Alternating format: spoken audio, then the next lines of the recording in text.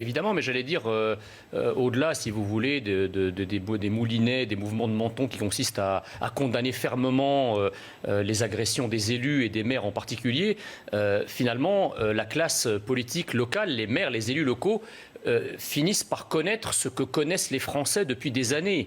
C'est-à-dire que depuis des années, on a un ensauvagement progressif de la société. C'est un terme que nous utilisons depuis des années, que le ministre de l'Intérieur en personne vient de reprendre. Et finalement, on a ce volcan d'insécurité qui monte, dont la lave monte. Et aujourd'hui, ça atteint les élus. Donc ça fait la une de la presse, ça a fait la une des médias. Ça fait 3 jours que c'est en tête de toutes les tendances.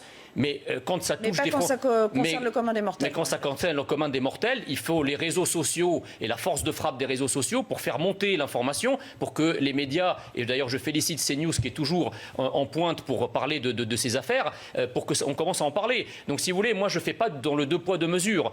Ce n'est pas une indignation quand la personne est un élu, et une absence totale d'indignation quand il s'agit du quidam des Français qui, en général, et depuis des années, se font poignarder, se font agresser, se font tabasser, se font même déchiqueter dans le silence assourdissant. Alors il y a 2 problèmes ici. Il y a le problème, effectivement, de la police, c'est-à-dire de la politique sécuritaire. La police n'a pas d'instruction lorsqu'elle va dans certains quartiers où ce genre d'acte est commis. Eh bien, ils ont l'instruction de rester l'arme au pied parce que, vous comprenez, il ne faut pas faire de la provocation, il ne faut pas attiser la haine, il ne faut pas stigmatiser. Donc ça, c'est la première chose. Et lorsque la police a l'outrecuidance d'arrêter des malfrats ou d'arrêter des gens coupables de ces crimes et de ces actes de délinquance et qui sont présentés à la justice, ils ont aussi le droit, la plupart du temps, à un tirement d'oreille en disant tu feras pas ça la prochaine fois, avec un rappel à la loi. Oui, donc aujourd'hui, si vous voulez, pour terminer, en fait, la classe politique, par sa strate locale, découvre la vie quotidienne de dizaines, de centaines de millions de Français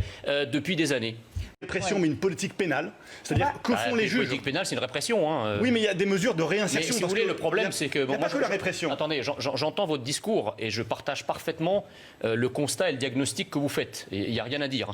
Par contre, si vous voulez, pendant 40 ans, la France a été gouvernée, non ? C'est-à-dire qu'au-delà, si vous voulez, de nous faire le commentateur... Enfin, quand j'entends, si vous voulez, ce discours, j'ai l'impression qu'on commente l'effet d'un cyclone météorologique. Comme si c'est quelque chose qui était naturel, qui s'était abattu sur la France comme ça du jour au lendemain. Comme si on était fataliste, alors qu'on aurait pu alors qu'il y a quand même eu des responsables qui ont géré la France, qui ont géré sa politique sécuritaire, sa politique pénale, sa politique économique, sa politique sociale. Enfin, si vous voulez, le constat que nous faisons aujourd'hui, c'est pas le fruit d'une catastrophe naturelle. C'est quand même le fruit de politiques mortifères à tous les domaines, soit par lâcheté, on n'a pas voulu prendre le taureau par les cornes et agir au moment où il fallait agir, soit tout simplement par idéologie. Oui. C'est-à-dire on a dit, bon ben voilà, on part d'un logiciel idéologique, migratoire notamment, sécuritaire, parce que vous me parlez des quartiers de Paris où il y a 100% d'HLM, mais comment peut-on dire qu'effectivement on a 100% d'HLM avec une population, vous l'avez dit, en déshérence et en misère absolue, et de l'autre côté, expliquer à la terre entière que la France est suffisamment riche pour continuer à accueillir des centaines de milliers d'immigrés tous les ans.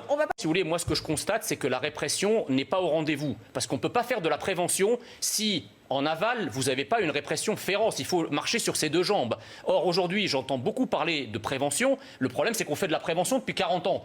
Et on a oublié le volet répressif. Il ne s'agit pas de prévention. Or, le répressif a son importance. Qu'est-ce qui crée un sentiment d'impunité ? C'est pas le même mot. Alors, ça, c'est la première chose. La deuxième chose, c'est que là, j'entends votre discours sur les problèmes d'architecture, les problèmes institutionnels, les problèmes juridiques liés au pouvoir des maires. Mais là n'est pas, je dirais, la veine jugulaire. C'est l'aval.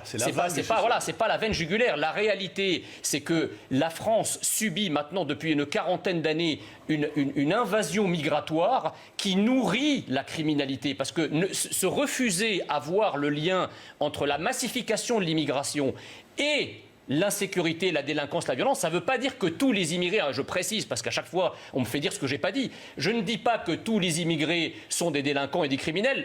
Si je le disais, je me qualifierais quand même une corrélation. Je me qualifierais moi-même comme ça, ce qui serait quand même un peu bizarre. Une corrélation basée sur des chiffres. Mais par contre, effectivement, une contre-vérité majeure. Non, la France n'a plus la capacité et n'a plus l'envie d'accueillir plus de gens. Quand vous voyez le profil des gens qui font ces insécurités, qui font ces incivilités, qui commettent les crimes, qui commettent la délinquance, vous voyez bien, enfin les Français n'ont pas de statistiques ethniques, mais enfin ils ont encore des yeux pour voir la réalité. Il y a un changement de population qui est évident. Vous parlez de Paris. Moi j'ai connu le Paris des années 70. Vous trouvez que le Paris de 2020 ressemble dans sa population au Paris des années 70? Tous les villes évoluent dans... Non, mais d'accord, mais il y a un changement de population à l'œuvre. La France n'est pas un pays statique. Et effectivement, ne pas voir la corrélation qu'il y a entre la massification de l'immigration et la montée en puissance de l'insécurité, de la violence et de la délinquance, c'est s'aveugler sur le réel. C'est pratiquer une cécité militante qui paralyse l'action publique. En Suisse, un tiers de la population suisse est immigrée. La Suisse, oui, enfin, c'est des banquiers, c'est des fils de ministres, etc. Non, il n'y a pas un tiers des Suisses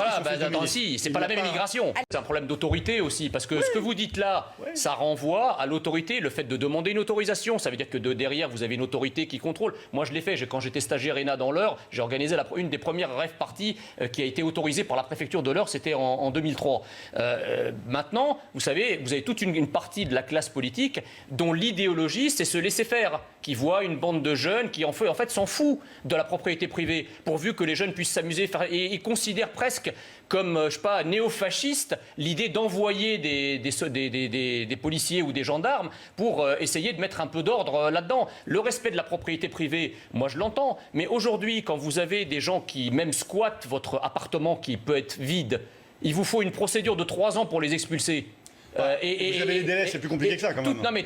Vous avez des délais pour une expulsion. Non, mais aujourd'hui, vous avez en France, vous avez une sorte de prime à la délinquance, une prime à usurper la propriété privée, à la violer, parce qu'en fait, la charge de la preuve est inversée. Ce n'est pas celui qui occupe la propriété privée qui sera poursuivi, c'est le titulaire de la propriété privée qui devra aller devant 1001 tribunaux.